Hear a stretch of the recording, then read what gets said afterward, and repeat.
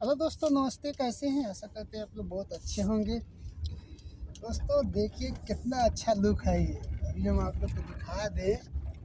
सुबह सुबह देखिए कितना अच्छा लग रहा है ये। आप लोग देखिए, इधर देखिए, उधर पहाड़ है, उधर भी पहाड़ है। पूरा सुबह सुबह लुक।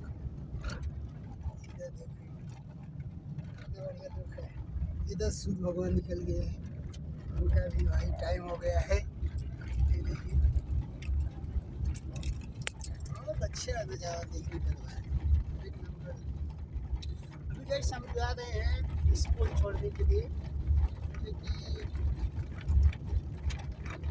मदरसा छोड़ना पड़ेगा ना, इसलिए हम चलते हैं। देख रहे हैं पुल तो नहीं आया, एक बार भी पुल नहीं किया, तब भी जाना पड़ेगा।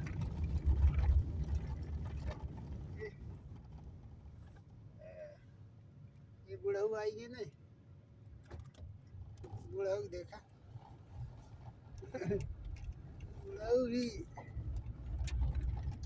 चेक गाड़ी ले घूमत है तो उसे